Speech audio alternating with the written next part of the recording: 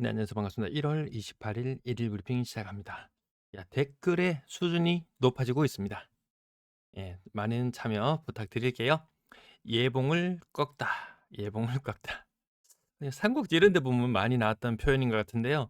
아침 출근길에 문득 이 문장이 떠올랐습니다. 무엇을 생각하면서? 예, 부동산 시장의 흐름을 생각하면서. 예봉을 꺾다라는 이 관용구. 날카로운 끈티를 날카로운 끈티를 꺾어버린다. 상대방의 기세나 공격의 날카로운 부분을 한풀 죽여서 기운을 못 쓰게 만든다. 지금 정부의 움직임이 요 모양새로 나가는 느낌이죠. 자, 지난주 주간 브리핑 때 말씀드렸다시피 서울이 불타오르고 있습니다. 사실 고가주택 거래는 죽었고 평균 매매가 아래의 거래량만 늘어나고 있는 실정임에도 불구하고 이런 게 나옵니다. 자, 이런 게 나오면 조심해야 된다. KB부동산 매수 우위 지수를 살펴보시면 이 삼봉이라는 말씀을 드렸었죠. 서울의 모양새가 이렇게 갑니다. 이런데 규제가 안 나온다? 그러면 정부가 제 할 일을 안 하는 모습인 것 같고요. 그러면 야, 대구에서 서울로 키 맞추기 가야지라고 이야기를 했을 때 아니 서울이 너무 높아. 저는 서울이 조정받는 게 당연해 보인다. 이런 말씀을 드렸는데요. 그럼에도 불구하고 대구의 평균적인 집값이나 이런 것을 봤을 때 서울보다는 확연히 낮다. 뭐 곱하기 4 정도 생각하면 될까요? 뭐 W 18억 거래? 그러면 서울에 한 70억짜리 요렇게 같이 동급 위치로 보면 될까요? 자, 언론이 매를 번다. 자, 전문가들 과열 수준 아니야. 앓는 소리를 시연하고 있습니다. 이거 삼봉 나왔죠? 자, 매수 우위 지수 불타오르죠? 주간 실거래 지수 불타오르죠? 과열 수준 아니야? 이렇게 이야기하기에는 한 발 늦었다. 또 이야기합니다. 시장을 이기는 정부는 없다. 정부가 정말 강하게 나오면은요, 시장은 정부를 이기기가 힘듭니다. 결국 오른다. 자, 언론들이 또 슬슬 매를 벌기 시작합니다. 강남 안 되지만 경기도 집값 시계 가는 데 있다. 용인, 성남, 하남, 경기 남부권 큰 폭으로 오름세를 기록하고 있다. 자, 그럼에도 불구하고요. 어, 매도 물량이 늘었습니다. 1월달 서울 57,001개에서 57,132개. 이게 감소세로 가다가 갑자기 일단 방향은 전환한 것으로 보여집니다. 하려고 물건을 내놓고 있습니다. 그러면 서울의 거래량은 1월달 4,600건. 거래량은 만만치 않습니다. 팔고 싶어도 근데 이게 많은 거래가 많은 게 맞냐라는 생각이 드는 게요. 서울의 아파트 190만 개. 그중에 4,600건의 거래. 대구 아파트 70만 개. 그중에 2,300건의 거래. 자, 이렇게 생각해 보면 서울의 거래가 또 그렇게 많은 것 같지는 않습니다. 대구의 2,000 거래량이라고 생각하면 서울의 5,000 거래량 정도거든요. 자, 양도세 중과로 누른 수요 집값 못 참는다. 문재인 이거 언제적 대통령인가요? 이 사람까지 막 계속 소환해 오기 시작합니다. 아, 정부야 헛짓하지 마라. 라는 이런 언론의 이야기에 대통령이 실시간으로 답글을 4개를 달았는가요? 예, 그랬던 것 같은데요. 그 반면에 이런 표를 많이 보신 적 있으시죠? 매 연초가 되면 부동산 전문가라는 사람들이 나와서 항상 이런 것들이 많이 있었는데요. 올해는 이제 증시 쪽으로 넘어갔습니다. 야, 코스피 5,700. 근데 오늘 5,200에 근접해 가는 시점에서 야, 이거 10% 포인트? 말이 10% 포인트지 떨어지는 애도 있고 가는 놈은 가고 하면은 또 뭐 잘 선정하면은 더 많은 수익률을 거둘 수 있겠지만 저는 일단 오늘 살짝 반에 반에 반보 살짝 후퇴했는 모양새를 취했습니다. 자, 언론은 쉽습니다. 예. 뭐 부동산 시장이 떠오르면 부동산 시장에 편승했다가 또 주식 시장이 떠오르면 주식 시장에 편승했다가 나는 아무 책임 없어. 그 사실 언론이 많이 부추기는 측면이 있음에도 불구하고 태세 전환이 굉장히 빠르더라. 사실 뭐 서울의 거래량 4,500건대 많다면 많고 적다면 적을 수도 있지만 앓는 소리도 했다가 끄떡없다는 소리도 했다가 사실 이게 사기가 쉽지 않습니다, 서울. 이 와중에 무시무시한 썰들이 돌았습니다. 다주택자 양도세 중과 82.5%. 이거 뭐 이건 확정적인 거죠. 물론 이거 3주택 이상, 3주택 이상 이런 예외적인 경우 좀 특수한 경우죠. 3주택 이상 보유하고 있는 사람 진짜 많지 않습니다. 얼마 안 됩니다.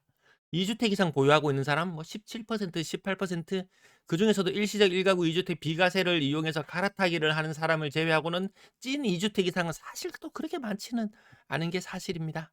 아무튼 양도세 중과 이거 3주택 혹시라도 가지고 있는 사람이면 규제 지역에 3주택 가지고 있는 사람이면 와 이거 버티기로 가지 뭐 했는데 보유세를 조금 세게 때려 버린다. 그렇게 되면은 보유세에다가 간주 임대료에다가 이것저것 두드려 맞으면 어질어질해질 수 있거든요. 그래서 요런 사람들은 팔려고 내놓는 매물도 조금 나오는 것 같고요. 꼭 굳이 그것이 아니더라도 이 보유세가 살짝만 올라간다고 치면은 종부세에 이것저것 다 합쳐 보면 남는 거 별로 없습니다. 대구에 15 억짜리 아파트 2개 가지고 있는 사람 종부세 윤석열 정부 때 멈췄던 종부세의 그 시나리오대로 그 이전 문재인 정부 때 세워 놨던 그 시나리오대로 쭉 흘러간다면 저거 진짜 남는 장사 아니었거든요. 뭐 월세를 받건 전세를 내건 뭘 하건 이거 남는 거 아니다. 아니 내가 내 돈 투입해 가지고 있는 집 이거 이 국가와 이 사회를 위해서 이 서비스를 해 주는 딱 고 모양새밖에 안 나오도록 되어 있었는데 종부세가 멈춰 버렸었죠. 공시지가 현실화율 95%. 이거 7월 1일 시행 이런 것들 그냥 썰이었는데 대부분 사실이 아닌 부분들이 있습니다. 그럼 세금을 갑자기 보유세를 3% 썰이니 뭐 이런 것들 있지 않습니까? 그거 할 수 있느냐? 또 그거 안 되거든요. 이 세액을 전년 대비 증가할 수 있는 그 상한폭이 150%. 만약 전년도에 세금이 100만 원이었다면 이거 얼마인가요? 그럼 50%라고요. 뭐 150만 원까지 올릴 수 있는 거지. 갑자기 100만 원 하던 세금을 300만 원, 400만 원 이렇게 올릴 수 있는 부분은 또 아니거든요. 되어야 되는 부분들이 있더라. 1주택자 장기 보유 특별공제 폐지. 아무튼 비거주하는 부분에 있어서는 요거 좀 폐지되는데요. 또 이게 1주택자 또 세금 없는 부분들이 더 많아요. 고가 아파트들 내가 투자를 해 놨는데 대구에는 이런 경우 또 설령 해당된다고 해도 뭐 그렇게 크게 타격 입는 사람은 없을 것 같고요. 좀 꼽혀 대충 해당 없는 것들 좀 꼽혀 좀 하면서 가겠습니다. 자, 비거주 아파트 보유세 연 3%. 요거 아까 말씀드렸다시피 갑자기 세금을 이렇게 확 올리는 거 불가능하다. 그다음 전세금 예치 신탁 에스크로 의무화. 전세금 받아 가지고 '내가 다른 용도로 좀 활용해 봐야지.'라는 생각하는 분들 계시잖아요. 근데 그것도 좀 쉽지 않아질 확률도 있습니다. 전세금 받아 가지고 워낙 전세 사기나 이런 것들이 많았다 보니까 전세금 받아 가지고 이거를 신탁 딴 데 맡겨 놔야 되는 거죠. 예. 요것도 이야기가 솔솔 검토 중이라고 되어 있네요. 요것도 뉴스에 종종 나오곤 했었습니다. 간주 임대료 3.5%. 이거 퍼센트는 정확하게 모르겠어요. 아무튼 간주 임대료 2주택 이상 뭐 요런 것들은 실제로 제가 며칠 전에 뉴스 전해 드렸었죠. 요 부분. 고가 2주택자. 요거는 올해 시행되는 거거든요. 기준 시가 12억을 초과하는 주택을 2채를 보유하고 있다면 그전에는 2주택자라도 월세 주는 경우에는 좀 세금을 내는 부분이 있었는데 전세를 주는 경우에는 해당이 없었거든요. 근데 이제는 여기에도 과세가 되는 부분들 적용됩니다.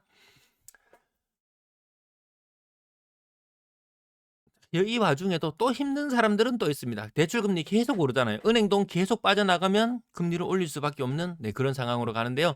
가계대출 이 평균금리가 주담대 금리가 4.35%. 근데 이 대출 내는 사람의 거의 한 뭐 7할 8할은 정책자금입니다.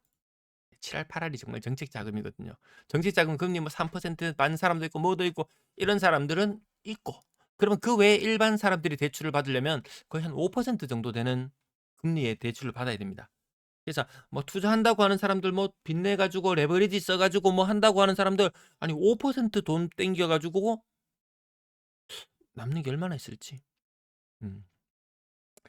자, 혼합형. 또 문정부 때 나옵니다. 문정부 때 이야기 또 나옵니다. 이때 혼합형 주담대 지금 갱신되었을 때 5억의 대출을 받은 사람은 월 228만 원을 부담하는 수준에서 330만 원 부담한다.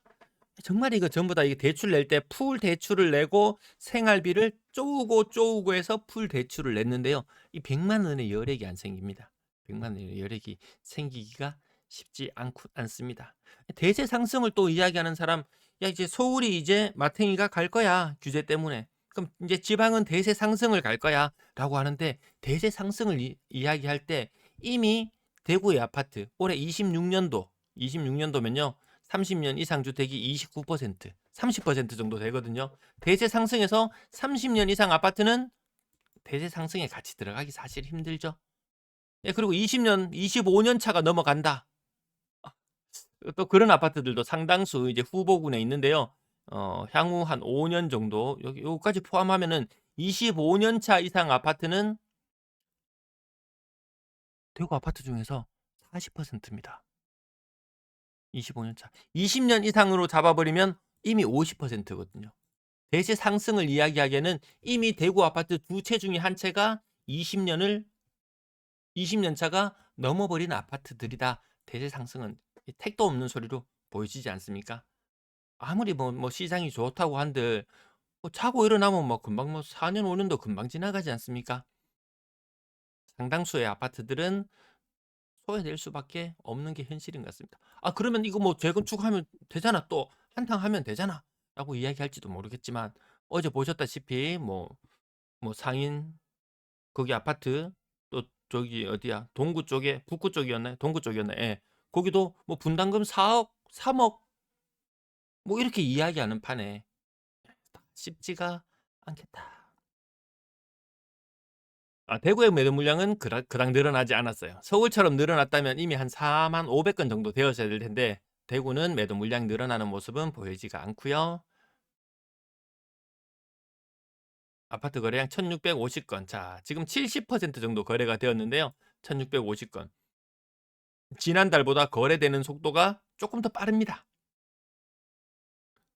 요때쯤 되면 대충 윤곽이 드러나거든요. 이제 향후 또 한 일 주일 정도, 한 열흘 정도 있으면 1 월의 거래량도 윤곽이 드러납니다. 그런데 그것이 정확한 윤곽이냐? 그건 알 수 없습니다. 이 정부가 이 예봉을 꺾는 전략으로 나와 버렸다. 이 부동산에 대해서 생각할 부분이 굉장히 많아집니다. 16만 전자 84만 닉스인가요? 오늘 몇만 닉스인가요? 1년 사이에 막 3 배, 4배 오르는.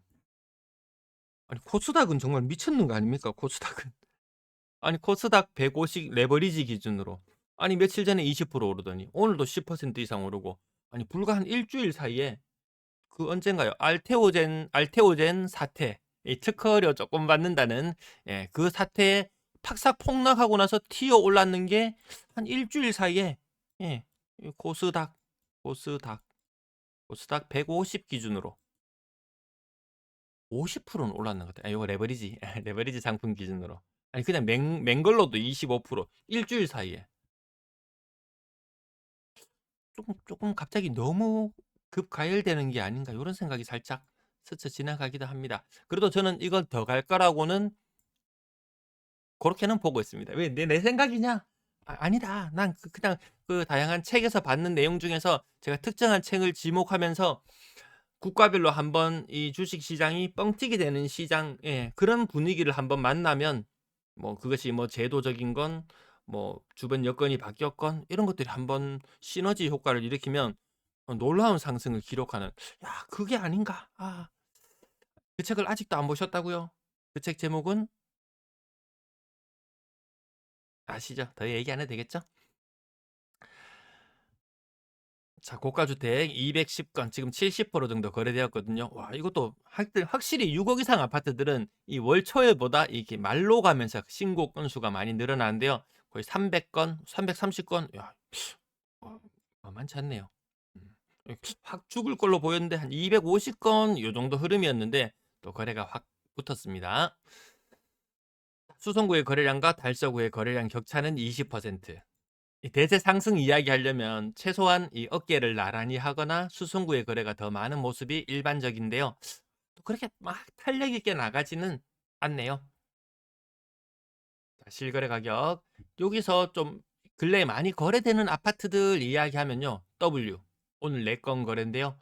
17억부터 15억대까지 23년 입주 23, 24, 25, 26 올해 팔아야 되는 사람들이 많습니다. 이 W 두 개 가지고 있으면 한 2년 후쯤 되면 이 정부가 시작한 지 지금 7 개월 뭐 이 정도밖에 안 지났잖아요. 한 2년 정도 지나고 나서 이 세금이 차근차근 올라가고 종부세도 정상화시키고 뭐 이런 수준으로 가면은 뭐 "이 급의 아파트를 2개 가지고 있다." 제 예전 영상 영상 검색창에서 종부세라고 검색하셔서 예전 영상을 한번 보시면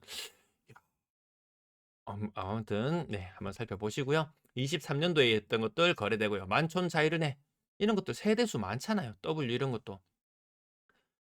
그때 당시 23 년도에 35,000 세대가 입주해서 손바뀜이 굉장히 많이 일어나 줘야 됩니다. 간절하게 기다리는 사람들도 많이 있을 거예요. 근데 그에 비해서 거래량이 2,000 몇백 건씩 일어난다? 예 손바뀜이 다 일어나긴 힘들 겁니다. 제가 오늘 곰곰이 생각하다가 야 이거 연식별로 올해 거래되는 거래량 중에서 아까 뭐 몇 년도 아파트가 몇 년 차가 되고 30년 이상 아파트가 대구에 몇 채나 있고 요런 것들을 계산했던 것처럼 몇 년도에 아파트의 거래 비중이 얼마나 되는지 그 자료를 제가 한번 만들어 보고 싶더라고요. 여러분은 궁금하지 않으신가요? 남산 롯데캐슬 8억 6천 그 외에 요런 신축들 짜자부리하게 뭐 고점 대비 뭐 1-2% 오르는 거 쪼끔 건너뜁시다. 어제 좀 많이 이야기했고요. 월성 월드메리디안 52평 6억 9천. 이 월성동이 침산동이 이게 불과 4-5년 전만 해도 이게 아주 뜨거웠었는데 범어동이나 뭐 이런 만촌 이런 곳을 제외하고는 굉장히 뜨거웠었는데 요즘에는 관심권에서 많이 멀어져 있고 차라리 태평로가 더 많이 언급되고 동대구가 더 많이 언급되고 죽전은 그렇게 많이 언급되는 것 같지 않고요. 그 아파트 대량으로 지어진 고런 곳들이 더 많이 언급되고 있는 것이 현실인 것 같다. 자 이 고점 대비 신고가를 갱신하는 것 이게 뭐 1 년에 2% 2 년에 뭐 4% 5% 올라 봐야 그 은행 이자 갚고 나면 뭐 짜다로 남는 것도 안 보이는 것 같다. 그럼에도 불구하고 대단해요. 또 뭘 한번 대단해요를 더샵 디어엘러 대단해요. 8억 천 이 팔자 예. 이 오래된 아파트가 많아질수록 참 이게 딜레마에 빠집니다. 예. 그거 가지고 있어도 이 수익이 안 날 거라는 거 이게 귀신같이 알고 저렇게 가는데요. 또 그러면 또 저런 아파트들을 또 두 채 세 채 가질 수 있는 여력이 되는 사람이 많이 되느냐? 그런 것 같진 않고. 아유 신고가가 너무 많아 가지고요. 이거 다 읊어 드리기도 힘듭니다. 실거래 가격 오늘 요 정도까지만 침산동 침산 아성파크 드림 36층 26평 4억 3백 요거는 26평 가격은 또 괜찮네요. 근데 전체 아파트 거래되는 것 중에서 국평이 전용 84 제곱미터 이상이 거래되는 게 한 75% 던가 뭐 하여튼 오늘 그 뭐 뉴스에 한번 살짝 이렇게 스쳐 지나가는 것 같았었는데요. 뭐 가구당 인구수가 작아지면서 소형 평형에 대한 뭐 수요가 어쩌고 저쩌고 했지만 사람들은 살았던 것을 그대로 추구하고 그대로 살아가는 것 같습니다. 전용 84가 가장 많이 거래되고 있더라. 실거래가격 요 정도만 보고 지나갑시다. 분양권 거래 오늘 조금 많이 있었고요. 분양권 거래는 지난달하고 비슷하게 250건 정도, 월 250건 정도 거래되는 것 같습니다.